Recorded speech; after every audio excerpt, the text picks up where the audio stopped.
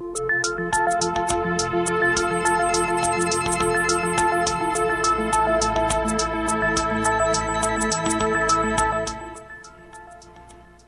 up, everyone? Welcome to GameSpot's live coverage of GDC 2010. How's everybody doing? I'm Brian Eckberg.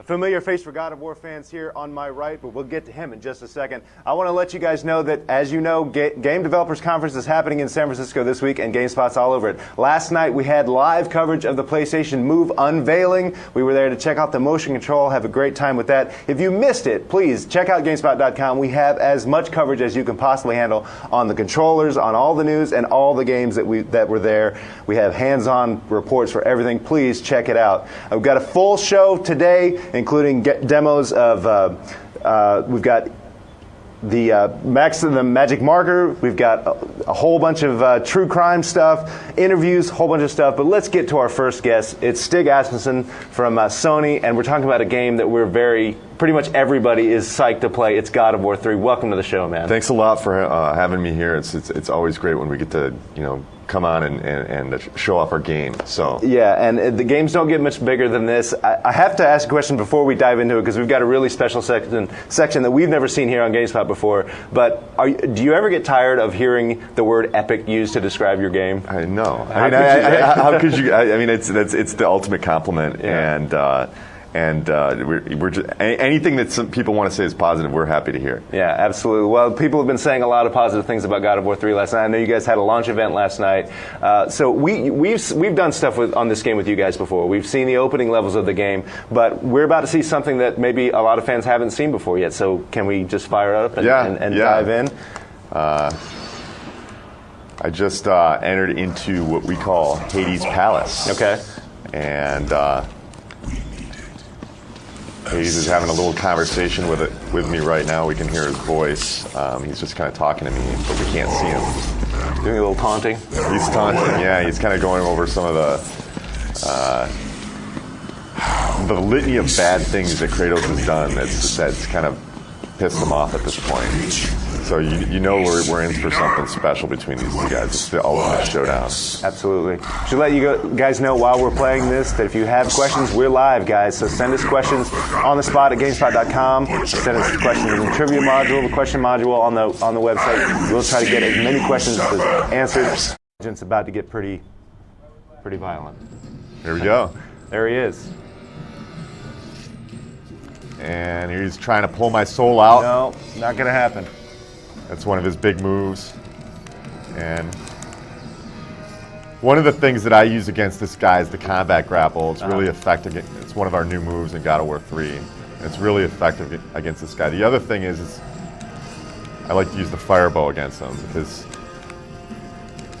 it's good to kind of pick him apart a little bit from a distance, and then pick the points where you want to go in and really kind of do some damage. So set up this, without giving away too much, set this up for me. Where are we in the game? What's been happening? This is about 2 or 3 hours into the game. Okay.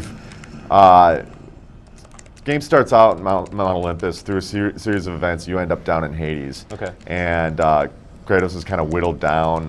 He loses a number of his powers, and you're in the process of kind of building yourself back up. And we take you through a pretty extensive run through the realm of Hades, and pretty much towards the end of it, before you can leave, you got to take out the ruler, and that's what I'm doing right now. And these guys they've got some history.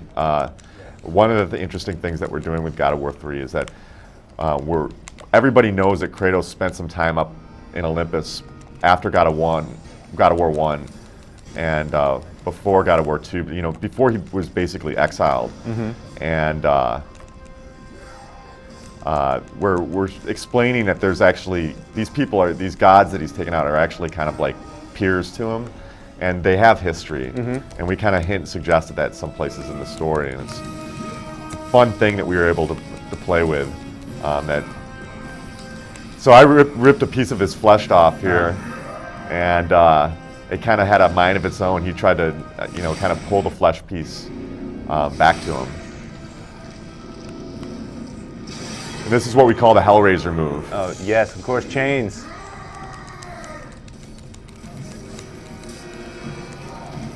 Ouch. Nice. So obviously Kratos has a lot of new moves. Can you sort of take us through some of the highlights? Yeah, well, we have 4 major weapons in the game and 3 kind of like secondary weapons. You can switch through all of them on the fly. I have access to every single weapon in the game without going into a power-up menu. Now, I don't. Right now, I only have 2 of them.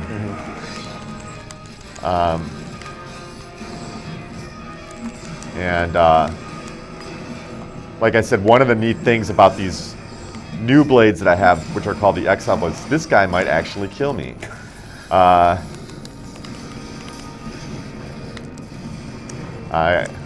not so good at talking and playing at the same time. It's not easy, I know. It's not easy. It's a skill. Especially when you're fighting the god of the underworld. Yeah.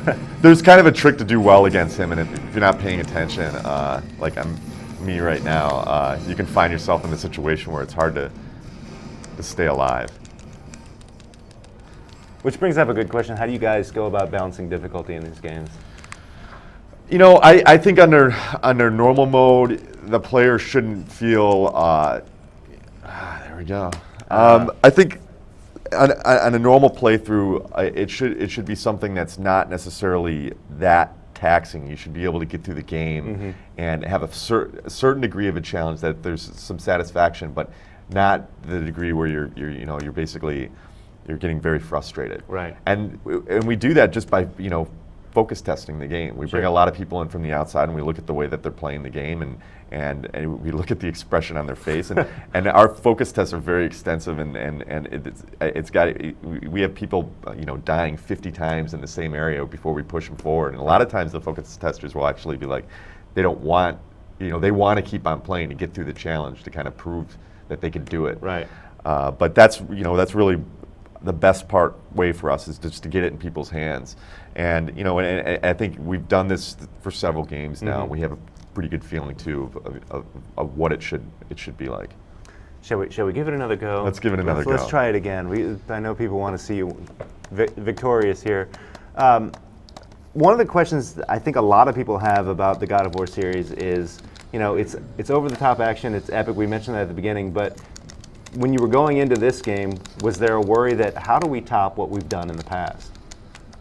I don't. Yeah, that's something that always is on our mind. Is how are we going to handle, making a better game? Right. Because that's always our goal, is to make the next thing that we work on better than the last thing. Right. And that's an internal pressure. It's not. I don't think it's so much the stuff from the outside and the studio heads and the public perception, those kind of things. We put this pressure on ourselves, and we kind of demand excellence ourselves. I'm just playing terrible right now. Well, in order to complicate things even further, do you want to take a few questions from the audience? Absolutely. All right. Well, here's one from Jonathan Powell from Des Moines, Iowa. He wants to know how you came up with the designs for the Titans. Can you talk a little bit about that? Well, it's fairly simple. The way we ended God of War 2, we had to have them in the game, and it was pretty much set in stone. So what we did is we picked it up exactly where it left off. We got this huge fight with the Titans and everything, and the gods, and the design just needed to be incredibly scripted in order to get it right. I mean, we take you basically on a roller coaster for about a half hour, and we just, to be honest with you, we scripted the hell out of it. Yeah. And that's how we got the Titans to work, at least in that sequence.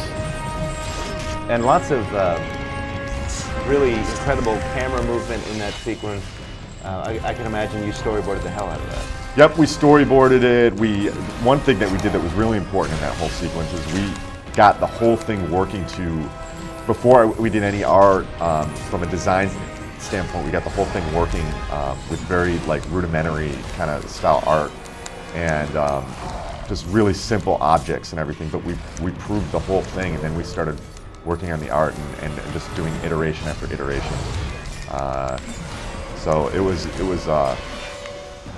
it was probably the hardest thing I've ever worked on before, and it demanded that we script the whole thing out from beginning to end, first on paper, and then the storyboards like you're talking about.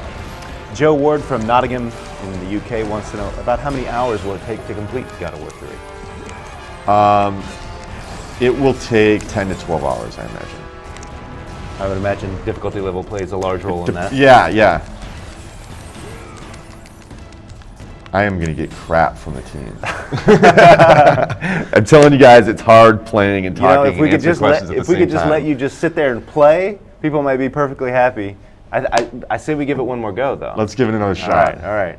I can feel it this time. Hades is going down. I don't feel like I'm doing anything good right now. I feel like I'm playing this bad, and I feel like I'm answering questions poorly. Should also point out while we get back into the Hades fight that we have a God of War sweatshirt that I'll unfold and let people see. One lucky winner is going to win this, unless I take it home and wear it myself. But Stig is going to have a trivia question at the very end of this segment where you'll have a chance to win that. But let's get back to the game. Doing massive damage to Hades' ankles. That's not where I want to hurt. No, you want to get him in the face.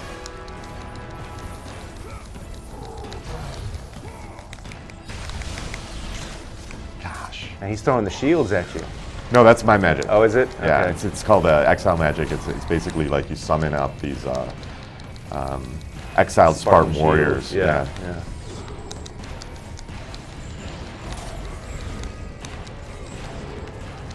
So can you talk about sort of the beginning days of God of War 3? You knew it was going to be a direct sequel, direct continuation of the second story, but in terms of like gameplay design, well, that's pretty harsh right there. Can you talk about what your overall goals were?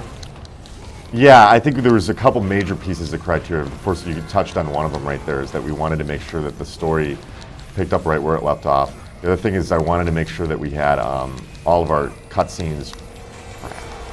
Battlestar Galactica. I wanted to make sure we had all of our cutscenes rendered in real time in game, and just to, so that the story flowed really nicely and everything. Right. I wanted to make sure that the conclusion, like in terms of the story, we told it in a way we felt like we were going to get a lot of kind of newcomers to the series this time around, and we didn't alienate them. So we did it. We tried to craft a story that kind of touches upon things in the first couple of games, but doesn't completely rely on them.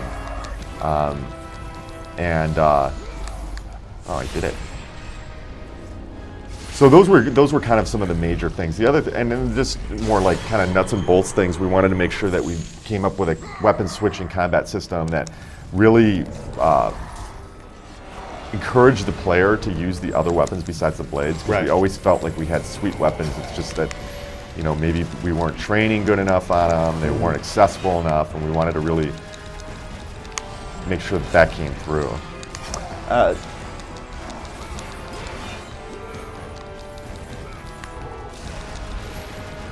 We had a question from one of the audience members who wants to know the name of that shield attack. It is called, I call it Exile Magic Level 1. That's the technical definition of it. Yeah, I don't know what the final name that we came up with, what it would say in the instruction manual. Right. Actually, I can go into the pop-up menu and answer that question right now. Blades of Exile. Army of Sparta? Yeah, that's what it is. Okay. There you go. Another question from Ty from Jacksonville, North Carolina. How did you guys decide on what voice actors you should have used for the game? When we were writing the script, had characters and their personalities, I kind of had them in mind based off of characters that I had seen in movies. So when we had, one of our characters is played by Rip Torn.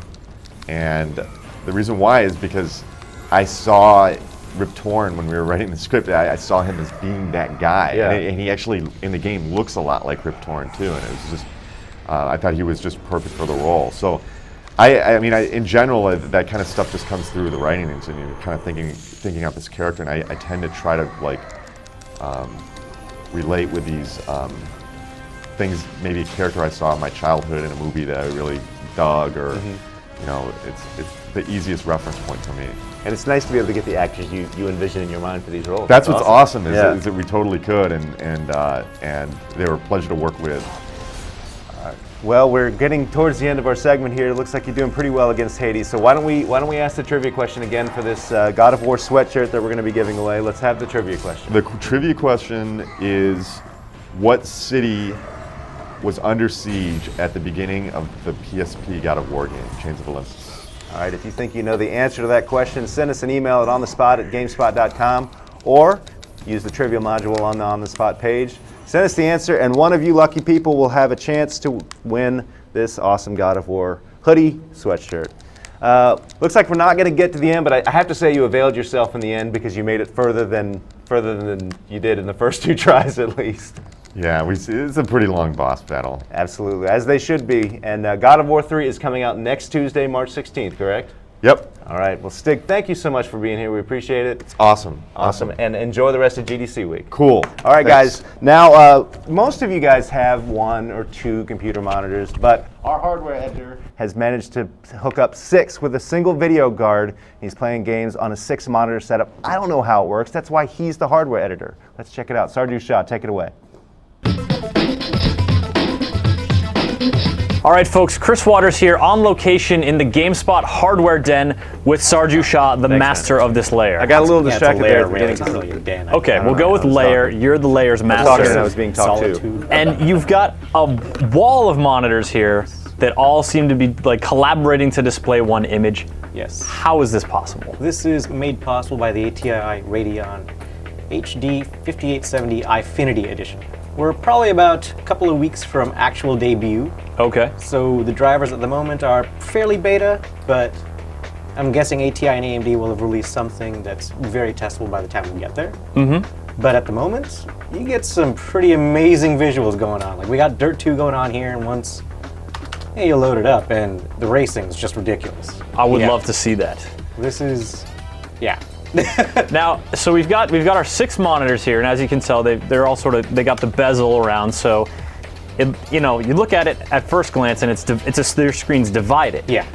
But you have some experience with this? Are you able to sort of sit back and just like take it all in, see beyond the bezel? Yeah, I mean, what actually happens is once the later drivers come in, it'll actually compensate for the bezels themselves. So right now, if you look at it, it's drawing the edge of like one part of the graphic to the next part of the graphic, which is kind of weird because you still have that gap. Yeah, it sort of expands this gap in the image. So that's kind of strange, like visually, but they have something called bezel correction, which basically makes it look like a window. Oh, So really? if you're looking at a multi-part window, the bezel is just the part that is like a different pane. Okay, Yeah. so it would, It just it would be compensates for that. obscuring like a little bit of, England down here, but you'd be able to see past it. Yeah, you'd be like, okay, I know what's going on. That is slick. Of course, some games don't really play nicely with that because once you hop over to a first-person shooter, like maybe Modern Warfare 2 or Bad Company, your crosshairs right here. That's crucial. So, yeah, That's a crucial spot. You're like, can't see ahead anymore. So in that case, you don't go to the 6 anymore.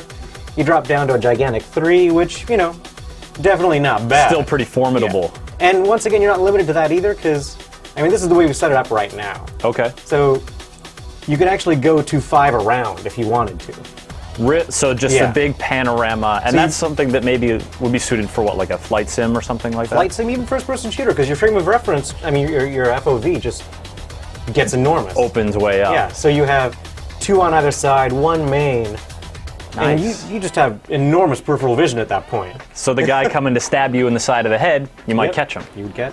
I like that. I like yeah, that. yeah. That's handy. All right, let's see if we can get into a race here and we go. see this thing in action. The hood view is literally like looking out of a dashboard right now. Yeah, it is. This is wild. You can switch out to a little crazier. Okay. Oh, I can't Yeah, and there you see, like, you get the little bonus top of the car Yeah. on the top central monitor. That's something that the bezel we'll just correction would compensate take out of it, care yeah. of. You've been experimenting with this for a couple days now, getting Yeah. the rig just right. some of the hiccups you run into, that's mostly sort of just driver-based stuff. I mean, it's the bezel correction that's not quite in there yet. The bezel correction isn't in there yet. At least every time I try to configure it, it sort of crashes out. Okay. But I'm guessing, ATI will have something to address that by the time we even get close to launch. Let's check out something else. I'll show you the first-person shooters. Yeah. Look at this thing. We'll fire up the shooter. We can actually check out the options right here. So we're running it 5760 by 2160.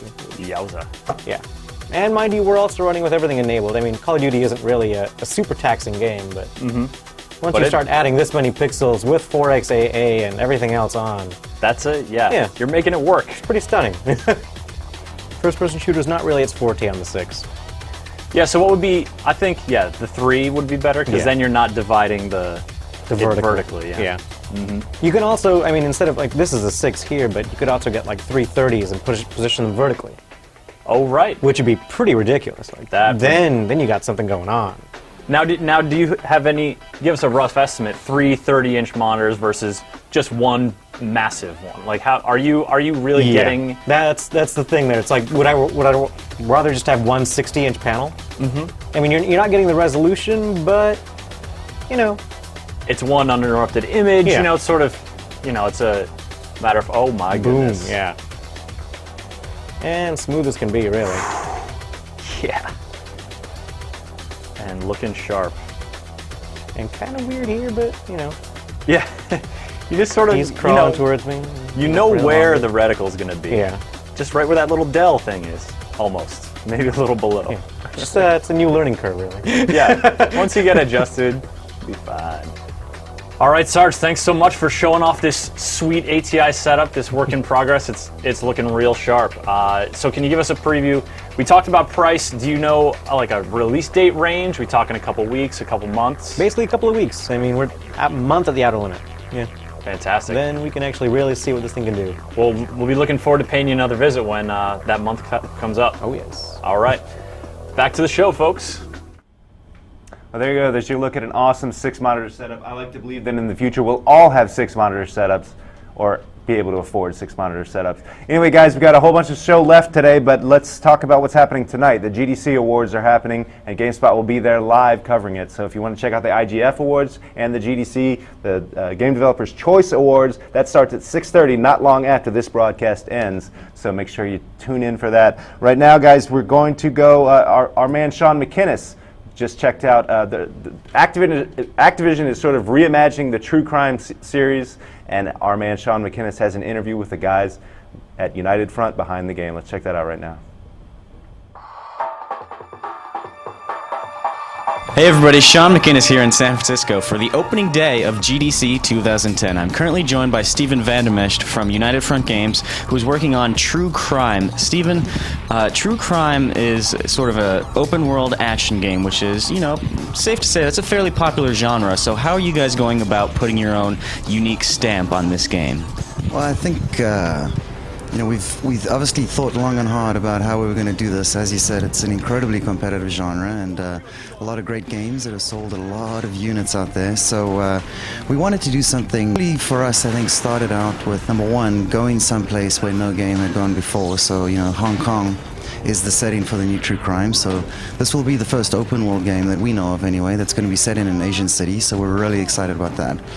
And the second component for us was we wanted to really put a lot of emphasis on the on-foot experience. So that means everything from, our main character has the ability to free run. We're building an extensive sort of martial arts melee combat system. Obviously put a lot of emphasis on shooting as well. And then I think the thing that's really going to make this stand out from other open world games is the way in which we've tied all those elements together to create an awesome, seamless gameplay experience. Now, you were telling me earlier that you guys drew some inspiration from some Hong Kong cinema classics. How does that sort of manifest itself in the look and feel of the game? Infernal Affairs was one of the movies that we really took a strong liking to. For us, that set the tone for what we wanted to do. This is a reboot of the True Crime franchise, and those people that have played the previous two, this one tonally is markedly different from those two experiences. We wanted something, intense, something gritty, something a lot more realistic. That's, I think, tonally what we took from those movies, and then obviously just in terms of pure action. You know, you can't beat Hong Kong cinema when it comes to that. So we drew a lot of inspiration around that as well.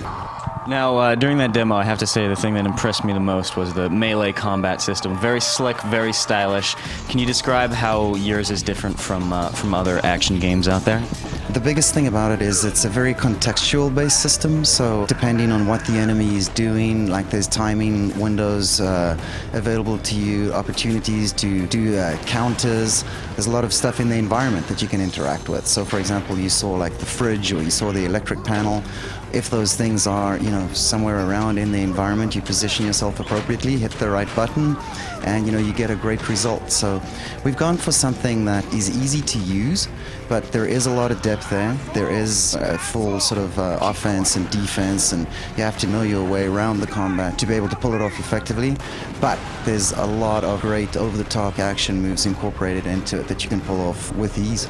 All right, Stephen, well, it's looking very impressive right now. So the last question I've got for you is, which systems are you developing True Crime for, and when do you expect the game to be released? So we're developing it for the PlayStation 3 and for the Xbox 360 and for PC. And I guess sometime this fall is about as much as you're going to get out of me. All right, that's good enough for now. Thank you very much, Stephen. That's your look at True Crime. Make sure to check out all of our GDC coverage on GameSpot.com.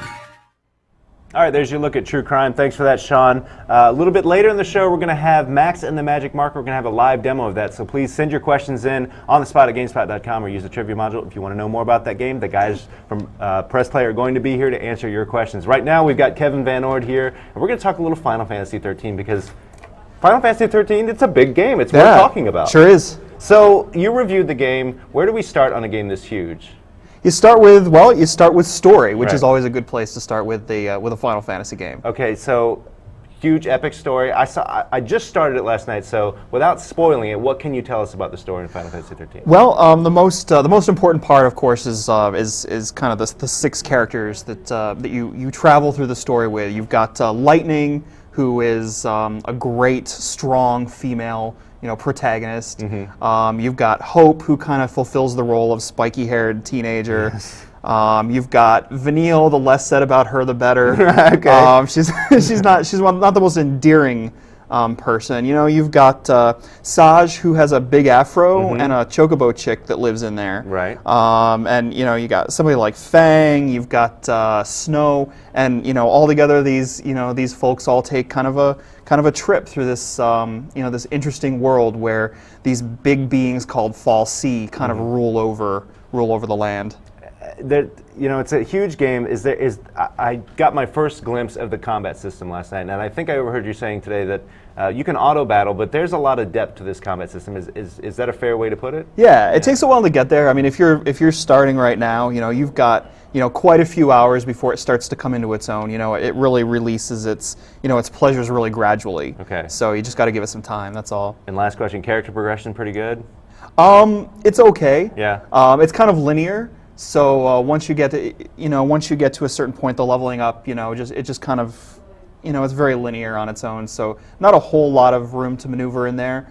But the characters themselves, actually, they certainly do a good job of moving forward and learning about themselves and learning about each other. But this might be the most linear Final Fantasy game in a while, right? I think that it may be the most linear Final Fantasy game ever created. Right. Yeah. Right. And does that work to its strengths, or how do you feel about that? It's sort of a double-edged sword. I mean, on one hand, it's kind of missing the variety that you'd like to have in any RPG. Any JRPG usually at least has something off the beaten path to do. But on the other hand, you've always got kind of this sense of forward momentum because the story is always carrying it forward. You're always, kind of pinpoint looking straight ahead rather than looking back or to the sides. So. Yeah, well, I can't wait to dive more into it. Of course, you guys are probably playing this game as well. If you want to learn more about Kevin's thoughts on Final Fantasy 13, you can check out his video review and read his full review. Thanks for that, Kevin. We appreciate it. Recently, our editor, Sophia Tong, was on location here in San Francisco for the Final Fantasy 13, easy for me to say, launch party in San Francisco. Let's see what she had to say.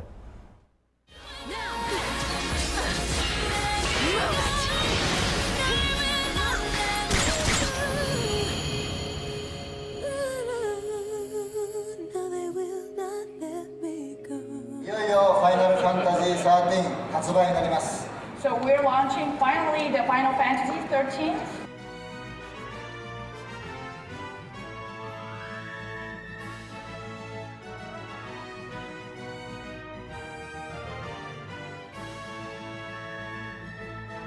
this is the Final Fantasy 13 launch party. Please give yourselves a hand for coming out as well.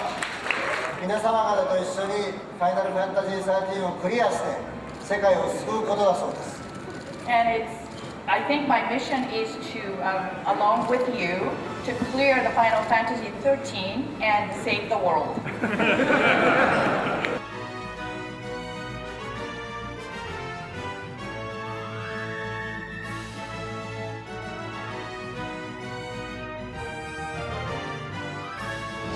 Hey everyone, Sophia here on location at the Regency Center in San Francisco where Square Enix is throwing a Final Fantasy 13 launch party, and I'm joined by Klee from Square.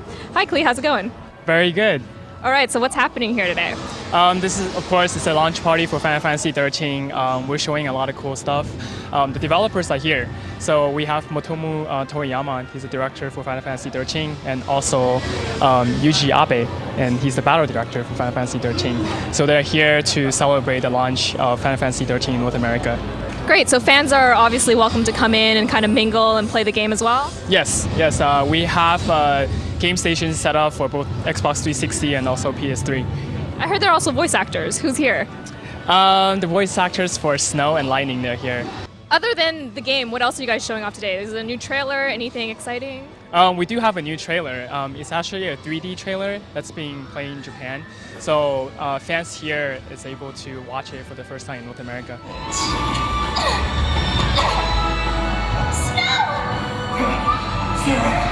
Okay, well thank you so much for your time. Thank you. And that was our look at the Final Fantasy 13 launch event. And for more coverage on GDC, be sure to check out our site at gdc.gamespot.com. All right, there's your look at the Final Fantasy 13 launch event that was earlier this week. And speaking of Sophia Tong, she joins us live on the set. I know everyone is happy about this. Sophia. Hi, Brian. I haven't been here in a while. I know. We haven't shared this stage in a while, but I'm glad to have you here. Sure you are. Yeah, no, I really am. But I'm also glad to have Ole Taibier from Press Play here. You're going to be showing off. We're certainly happy to have you. We're going to be showing off Max and the Magic Marker. Yes. Tell me about this game. Well, Max and the Magic Marker is a puzzle platformer, and it's all about creativity, basically. Mm-hmm. It's you control a young boy through a number of levels, and throughout these levels you have to overcome a number of puzzles, and to do so you have a marker, and you can draw inside the game, and whatever you draw becomes real within the game, and Max, our little hero, can interact with these things. So if he needs a bridge or anything, he'll draw one. Yeah, we should jump in and take a look because it's hard to explain because the visuals are really cute. So. Yeah. So what do we have here on screen? Yeah, the thing right here is what we call the freeze mode. Sort of like stepping out of a child's imagination, and when the game is freezed, all physics are freezed, and you can draw and do whatever you want and take all the time you want. But as soon as you unpause or unfreeze, all the physics become real again, and everything will drop. So you have a limited amount of ink that you can use in this, correct? Yeah. You gotta pick up the orange orbs in order to collect the ink, and as you use it, you'll lose it. But when you erase it, you'll get it back. So. And the eggplant man up there, what's his story?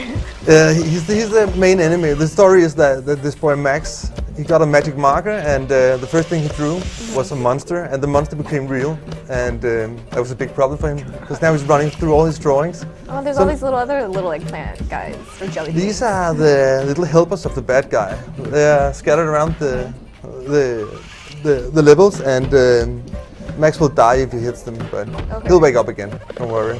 And he has a little helmet on. Yeah. You can kill the small monsters by dropping ink on their heads. Okay. But they can protect themselves by wearing the helmet. They'll put it on and off. And the physics also, like the weight of whatever you draw, also affects. Yeah, the drawing mechanic is very dynamic. It's the more ink that is used in the drawing, the heavier it will be, and then from higher, if you draw it up high and it falls a long way, the bigger the impact when it hits the ground, and that becomes very important, especially in the later stages. Yeah. Where you have to think a lot about balance and shoot Max up on seesaws. I think my partner Mikkel's gonna show a bit from a later level where. A jump ahead. Yeah. How many levels are there? Or different 15 worlds? levels in total, and they're divided into 3 worlds. We call them, and all the worlds are inspired by classic children's drawings.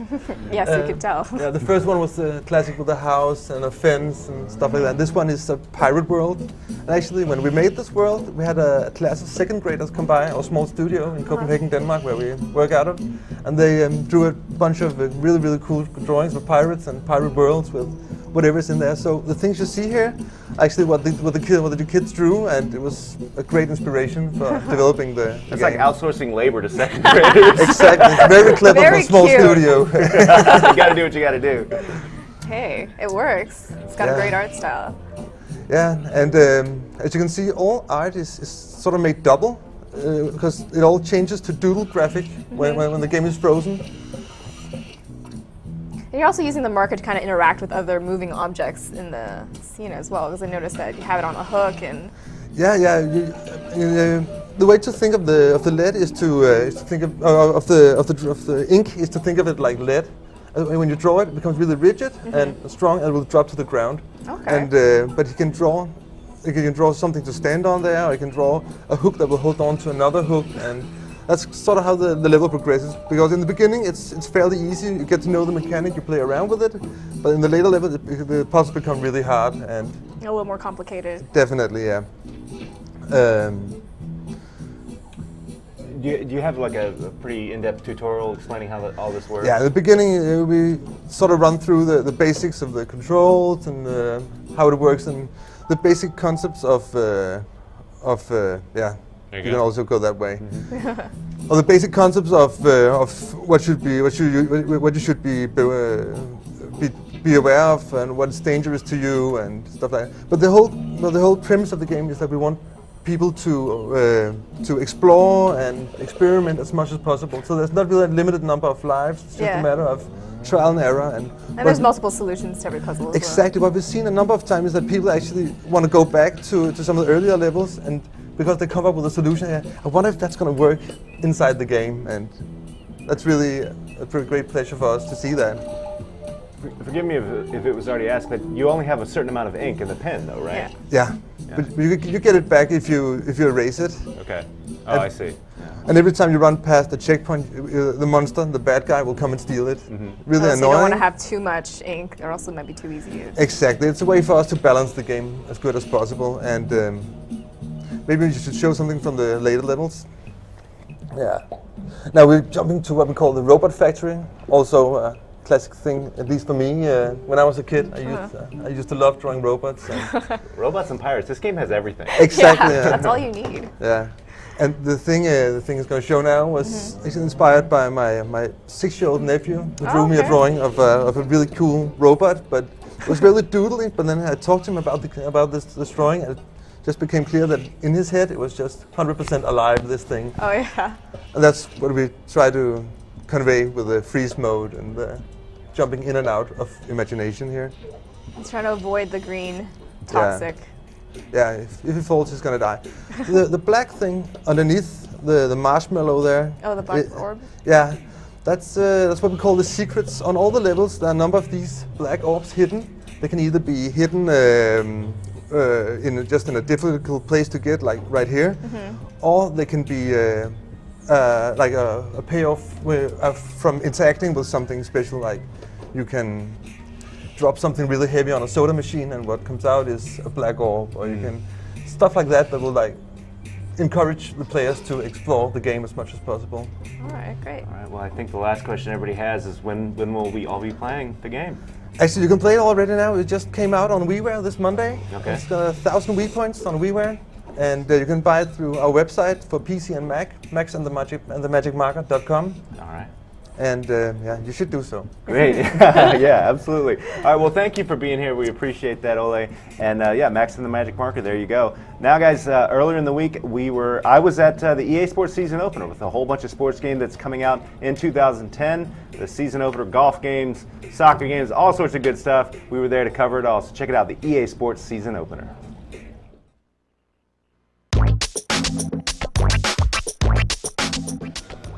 Hey, what's up, everyone? Brian Eckberg here in San Francisco for the EA Sports season opener. This is where EA unveils a bunch of their games that'll be coming out throughout the year. We're here to see a whole bunch of games, including games like 2010 FIFA World Cup South Africa, one of my personal favorites, Tiger Woods PGA Tour 11, and a whole bunch more. So let's dive in here at the Press Club in San Francisco and check it out. All right, here we are at the EA Sports MMA booth, and I'm here with Randy Chase. Randy, what are you guys showing today? We're showing EA Sports MMA. We're basically showing a lot of our presentation elements, how far they've come, as well as our approach to gameplay, how we're taking the strategy and timing of MMA, and we're working that into our controls and our approach to the gameplay aspect of the game. Real quick, you guys are borrowing sort of a Fight Night style, at least for grappling, or for striking. Can you talk about that a little bit? Yeah, we have Total Strike Control, which is a modified version of Total Punch Control.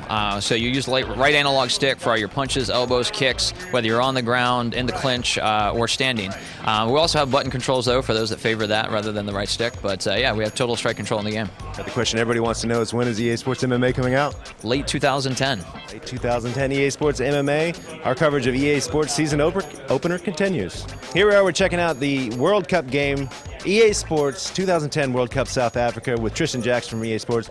This is the Wii game, obviously. Tell me about what's special about the Wii game. Absolutely. I mean, we really wanted to capitalize on the sort of the grandeur of the World Cup event. So what we've tried to do is to make it about the people coming together in your living room. So really focus on that multiplayer experience and being able to enjoy it with friends, much like you do the World Cup. So you can play any country in the world, I suppose? You can play any country. There's obviously, we have the 32 countries that did qualify for the World Cup, but you can also play with any of the 199 other countries out there. So swap them in and pretend that your country made it if you didn't. Any Wii-specific features we need to know about? Absolutely. There's a bunch of new things for the Wii this year, which we've done are great. We have a really fun feature called Zakumi's Dream Team, and what you do in that mode is you go around the world playing challenges against the World Cup teams, and you're trying to build your dream team. So every time you defeat a nation, you get to take one of their players, put it on your squad. Sort of similar to the Ultimate Team thing in the FIFA games, right? Similar to Ultimate Team, yeah, except, it's a couple twists on it here. We have some different levels of challenges, gold, silver, bronze. You're going to, have to play a little harder to earn some of the better players in the game, but generally the same concept, so it's a lot of fun. All right, the final question, of course, is when's the Wii version coming out? Wii version is due out in the end of April 27th in North America. All right, thanks very much. The World Cup is coming soon, but it's coming even sooner on the Wii. Hey guys, we're here talking about the FIFA 2010 World Cup South Africa game with Matt Pryor of EA Sports. High level, what are you guys showing tonight? So today we're showing Captain Your Country and penalty kicks. A new single-player mode, Captain Your Country, right? Captain Your Country is a single player, but multiplayer locally, so you compete with up to 4 other users. And the idea is that it's based around the ultimate goal of any professional footballer, captaining your country to the World Cup final and being the one that lifts that glorious golden trophy. So it's single player, and it's based around your match rating. You will gradually become more prominent in your team. So you'll start out in the B team and you'll work your way up the ladder ultimately to the captaincy of your country is the idea. And a new penalty kick system as well. The penalty kick system, yeah. In World Cup, penalty kicks take on far more importance because the World Cup has been decided on penalty kicks in the past. As an England fan, I know all too well. All right, well, the World Cup is coming this summer, but when's the game coming out? April 27th. Thanks very much. Hey everyone, we're checking out Tiger Woods PGA Tour 11 for the Nintendo Wii. I'm here with Eric Bush of EA Sports. Eric, what are you guys showing today? We're showing off a couple new features. First, we have 2 new swing mechanics. We have an Advanced Plus and a Tour Pro swing. We also have a new camera view. It's a True View camera, which is sort of a first-person perspective on the golf course. It really changes the way you play the game. And then we're also showing off the Ryder Cup, which is an international match play competition between the United States and Europe, 12 on 12. It's a completely new way to play the game. It's not just you on the course by yourself. You're actually playing with your teammates. They can bail you out if you make a bad shot. It's a really great mode. I'd have to ask you about that sort of first-person True View. Is it going to have my real-life slice when I hit the ball in the Wii version? It can. If you in real life you have a tendency to come over top of the ball from outside in, because we actually measure your swing angle now. Last year with the standard and advanced swings, we measured your wrist rotation. So we added another layer on top of that, continuing that momentum, trying to innovate on that swing. And now with the angle, we can affect the launch angle of the ball, whether you pull it to the left, push it to the right. You can only just work the ball. It's really fantastic. Last question, of course, is when is Tiger 11 coming out for Wii? It'll be out June 8th and July 3rd in Europe. All right, there you go. Tiger Woods PGA Tour 11 coming soon on the Nintendo Wii. Now it's time to take a look at Tiger Woods PGA Tour 11. We're here with EA Sports' Travis Saylor. Travis, what are you guys showing today? Well, we got a lot of great stuff. I mean, Tiger Woods continues to be the best golf game, most successful game on the market. This year it's even better. First time ever, we got Ryder Cup in the franchise. It's a Ryder Cup year, you know, huge event golf, Europeans versus the Americans. So you'll have that. You'll not only play on the team, but you also be able to captain your team as well. We continue our innovation with online team play, where you can play online up to 12 versus 12, everybody on the same course at one time, streaks everywhere, talking trash, it'll be great. And then, you know, a lot of stuff with the community, just touching core gameplay aspects, you know, like variable wind, approach grid, just those little things that really make the game feel and play, you know, better than it ever has. Final question, of course, is when is Tiger 11 coming out? Tiger Woods PGA Tour 11 comes out June 8th in North America and July 2nd worldwide. You heard it, coming soon. Well, there you go. There's your look at some of the games that are coming from EA Sports later this year. It's the EA Sports season opener. One of the games that was here, but we can't quite tell you about just yet, is NBA Jam for the Nintendo Wii. We'll be able to spill all the details on that game at the end of the month, so be sure you guys look out for that. Anyway, that's the story here from the Press Club in San Francisco. I'm Brian Eckberg for GameSpot.com, and we'll see you next time. There you go, the EA Sports season opener. That was great fun. A lot of good games coming out from EA Sports this year. Right now, Tor Thorson joins us. Not much happening this week. It's just GDC, the debut of the PlayStation Move. Boring. Yeah. It was pretty uneventful, and I say that with only maximum amount of facetiousness here. Exactly. We had the PlayStation Move coverage that we did live last night, but you've got some additional information. Well, just some basic facts about it. It's going to be the starter kit's going to be under $100. They say, which is kind of code for $99.95. Right. So that's going to be it's probably going to include the game controller and PSI camera. I mean, it's not going to probably, it will control that. We don't know what the game is. I'm guessing it's going to be that Sports Champions, kind of like their Wii Sports. Yeah, sort of a compilation game. Yeah, I mean, people bagging on Sony saying, you know, they're copying, you know, Nintendo. Well, if Sony didn't copy Nintendo, we wouldn't have the PlayStation. Exactly. So it doesn't always a bad thing. Yep. They're also planning a console bundle, and they've got 20 first-party games planned by March 31st, 2011. Okay. So that's, I mean, hopefully that means individual standalone titles. I hope they don't count all the mini games and Sports Champions as games. Hopefully that's not true. They've got 36 third-party companies on board. There's a really long list. I can read them all. It's all the big heavy hitters. Pardon me here. Well, I'm sure they're up on GameSpot.com. They're up on GameSpot.com, but it's all big ones: Activision, Capcom, EA, Namco, Majesco. Well, that's not really big. Konami, Sega, Sony Island Entertainment, Ubisoft, THQ Tecmo, all sorts of stuff. Yeah. And that's also, some people were asking whether or not the controllers would have batteries. They've got built-in batteries, just like the DualShock. Okay. So, and they use Bluetooth as well. So that's kind of, other than the lights, obviously. So that's some interesting stuff. Now, in other news, the NPD figures just dropped, for those of you who like to follow the games business. And there's some pretty interesting stuff. The Xbox 360 in February outsold the Wii for the first time since September 2007, when Halo 3 came out. Lord. So Microsoft's making a lot of noise about that, as you might expect. Yeah. Another interesting thing coming out of that was that Dante's Inferno sold more copies on the PS3, the deluxe edition on the PS3, than it did on the Xbox 360. And if I'm not mistaken, that's a first. So that's kind of a heartening sign for Sony, as was the fact that PlayStation 3 sales were up 30% during the month. Good month. Good month for them, but bad month overall. Overall game sales were down 15% for the month. So it's kind of another kind of, that was more than analysts expected. I think Pachter said 10%. So that's a little disheartening to hear. So, one very heartening thing to hear was Heavy Rain, even though it was only out on the market for 1 day, because they ended their reporting period on the 27th, it came in 10th with 219,000 units. So that's a decent start. And we should point out, while we're mentioning Heavy Rain, that we're going to have a debut of some DLC for Heavy Rain tomorrow on the show. Oh, wow. You don't want to miss that. Nope. Sorry I interrupted. No. Pimp away, please. Yeah. Other big news coming out of GDC was that OnLive, they announced the launch date. It's going to launch in June 27th in the lower contiguous 48 states, because they have all their servers have to cover it. They have like a 1,000-mile range. Alaska, you're screwed. Sorry, Hawaii. Yeah. But the kind of big uproar is that the price. It's going to cost $15 a month for your subscription to the service. And for those of you unfamiliar with OnLive, it's basically streams high definition PC gaming to any laptop. So you could be playing Crysis on that thing.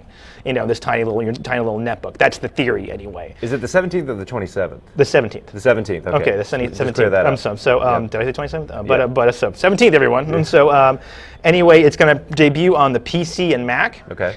So this comes as a free application, but it's $15 a month for the subscription to get access to their servers, and then you have to pay for rentals and purchases on top of that. So there's a big disappointment. Some people thought there would be a library you could access for free on them, so that's kind of caused a little uproar. And it's coming on PC and Mac. The hardware that they showed. The micro console is coming out at a later date. Okay. They're going to debut this in the middle of E3. They want to come in with a big splash, so that's what they're timing that for. But the micro console, which is a very small console, which kind of just accesses the servers, that's coming at a later date, probably this year. Okay.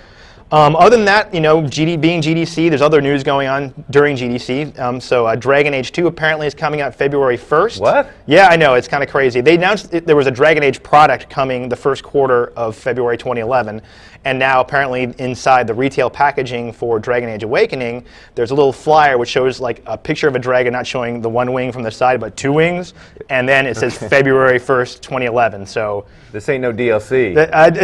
If they're teasing it that big, I wouldn't count on it. I mean, they've said for a long time they've got a big multi-year thing. I mean, they renamed the first game Origins to reflect the fact that it's going to be a trilogy. Right. So more BioWare goodness coming first quarter last year. Awesome news. Now going back to GDC, Peter Molyneux gave a talk this morning, and he revealed that John Cleese of Monty Python fame is going to be in Fable 3, playing the Butler. So expect a little medieval Basil Fawlty action in that. He also revealed that Fable 2 has sold 3.5 million units so far, which is very well. But he wants Fable 3 to sell 5 million units. So being Peter Molyneux, he's not shy about talking about his goals and stuff like that. Yeah. But anyway, we've got a whole bunch of session write-ups that are live on the site now. We've got one that's got BioWare's Ray Musica and Bungie's Joseph Staten talking about how they built their blockbuster franchises. Perhaps you've heard of them. Yes. We've got a Rob Parter presentation right up right now, some good stuff from Blizzard. And I went to a really interesting session this morning with Microsoft. They're talking about how they use achievements to track, they're using achievements to help them build better games. So they're trying to figure out, they can measure how your achievements, when people stop playing games by their achievements, like they stopped at chapter 3. So they'll look in chapter 3 and they'll send out surveys to these people in this program, like, why'd you stop at chapter 3? And they'll take that data and they'll say, well, let's not do whatever they did. They can measure your multiplayer modes, they can measure, all this stuff, and they're actually using it to help people time DLC. So if you're wondering why there's day one DLC, it's because the longer you wait between releasing a game and the activity bar goes down, the lower the DLC sales. So that's why they've got to keep a constant stream of DLC, especially as you're seeing with Dragon Age right now. And if you suspect you're being watched while you're playing your 360, you are being watched. That's not actually true. They've got a team of 18,000 volunteers from their beta testing program, and they're all over the world. Half are in the U.S., but they showed a map. They're like in Indonesia, like Australia, Africa. And these people volunteer to do this, and they were very touchy about the privacy thing. They're like, we're not watching you. And they can't even measure the friends' activity because the friends haven't signed up for the program. So they're very sensitive about that. But these people willingly do it in exchange for free games and free access. Well, they may not be watching you, but they're definitely paying attention to the trends. They are. So if you thought achievements meant a lot to you, this is this guy's job. He's got a PhD in psychology to measure player behavior. So they've got a brain trust over there at Microsoft. All right, well, Tor, thanks for that. You guys are going to have news all throughout the day and the night. All the way through Saturday, baby. All right. We don't stop. Thanks for that, Tor. We'll be here, and we'll visit with you again tomorrow for more updates. Right now, we've got our final demo of the day. It's Fat Princess for PSP. Sean McInnes, take it away. GDC is well underway, and to celebrate, we're going to treat you to a demo of Fat Princess Fistful of Cake for the PSP. I'm joined by Todd Morgan, senior producer on the game. Todd, how you doing? Very good. Thanks for having me. So, for the shameful few people who did not play the original Fat Princess, what's it about and what's new for your guys' version? I guess the big thing is we've taken the PS3 version of the game, brought it over to the PSP, and have added 50% more content. Cool. What that amounts to is a whole bunch of new stuff. All right, so we've got it booted up here. Let's go ahead and get started in a match. So from the outset, it looks very similar to the original version. It is. Basically, we have taken exactly what was on the PS3 and transferred that onto the PSP and just custom built all the levels, the characters onto the PSP and basically taken advantage of what the PSP hardware is and really leverage so that way the game looks as good as possible and really keeping in tune with what the PS3 was. So the core of the gameplay is still running around, chopping people up with an axe and, slaughtering them with a sword and trying to fatten up your princess? Everything is exactly the same. All the principles are there. The big thing is we've added 4 new play modes to help make the game more robust from both a single-player standpoint as well as a multiplayer standpoint. One of the big features that we've done with this game is elaborate on the single-player story. So there's a little bit more of a story to it, and what we've done as well is added in the 4 new play modes into the story. So if you play single player first, you will now get experienced and I guess exposed to these play modes first in single player, and then as you go into single player or multiplayer, you'll have experience on what these play modes are and what you're supposed to do. Tell us about those play modes. What are the new ones? Can you describe them for us? Sure. So one of the new play modes is Demolition, which is what we're playing right now, and the goal is you have a stunt double dummy Princess, Right. and she basically acts as a bomb, and you can take her and put her in the other base or around any of the other enemies, and she will then blow up on a timer and basically blow up all the enemies around you. And how about those other ones? What other modes are there? Sorry, I got distracted. It's all right. Demolition is one. Another one is Dilapidated, where all the bases start complete in your base. All the hat machines start destroyed. So what you have to go do is actually collect all the resources, so the ore, the wood, and build them up. And then from there, I should go change myself actually, and build all the hat machines up. So that way you can then basically get everything built up and then win the match by capturing the princess. Now, have you guys done any tuning to the classes? Because I know, depending on who you talk to, some people thought the wizard was too powerful, some people thought he wasn't powerful enough. Everybody's got their opinions on the class balancing. There was class balancing that we needed to do just for the fact that we have a few less characters than the PS3. We have 24 on ours versus 32, which was on the PS3, and that's just due to hardware limitations of PSP versus the PS3. We tuned the warrior because we thought that there were some changes that we could do to him to make him feel a little bit better and just more fun from an action standpoint. Right. And how about the maps? Are these the same as the original, or are there brand new maps, or is it some combination? It is a combination of both. So we've kept all the maps that are on the PS3, and then we've added 6 new maps, and along with those 6 new maps, we have added 6 new original scores to the maps. Something that was done with the PSP. Every map had their own set of music, so we did the same thing with the PSP. Okay. And the new maps, do they have sort of their own new visual theme to them, or are they sort of the same, like mountain, forest, like environments? They all have their own theme. This is actually one of the new maps. This is Butterscotch Mesa that we created from scratch, but it's still a similar feeling as far as it's a deserty map. You've got water. And then we've added one unique map for one of the new game types, which is Grim Reaper.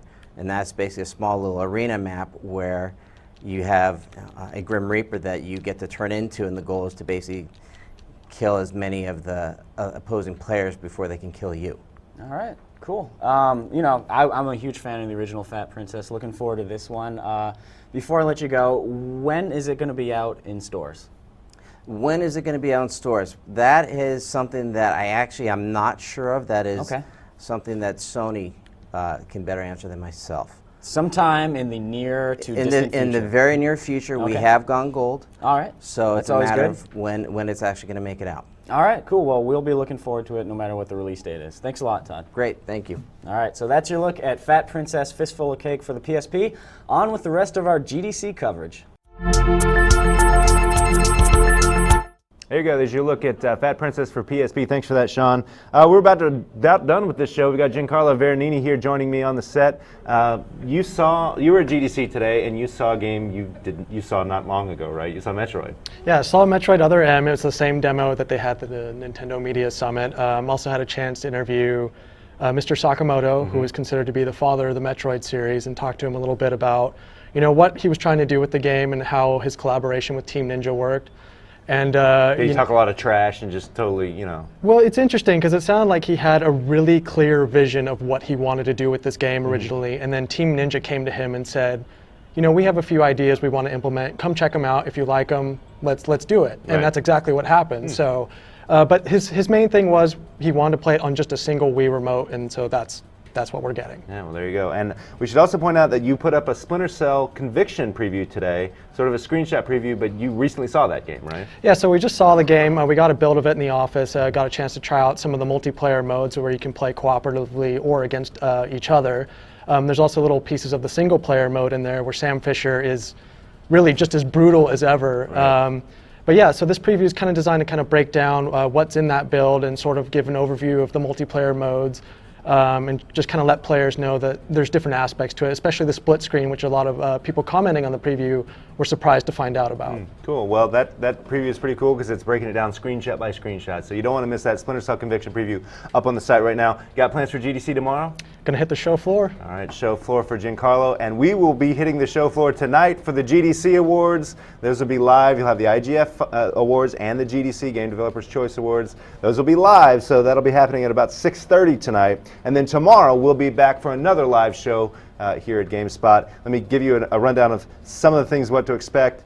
We've got Heavy Rain DLC. The guys from Sony came by to show us the Taxidermist. I don't want to give too much away, but it's pretty awesome. We're going to be showing off Monster Hunter Tri, a game, an on-location shoot for iPad, and Homer is going to be on the show floor of GDC live, running around. It's going to be similar to what we did with the PlayStation Move stuff last night. He's going to be doing his thing. So if you've got questions for him, you want him to go somewhere, you can Twitter him, you can send him an email or something like that, and he'll do whatever you ask. It's like Homer as an avatar. It's awesome. Anyway, GDC Award coverage tonight at 6:30, and we'll be back tomorrow at 4 p.m. Pacific time. For Giancarlo Veronini, I'm Brian Eckberg, and we'll see you tomorrow, today on the Spot.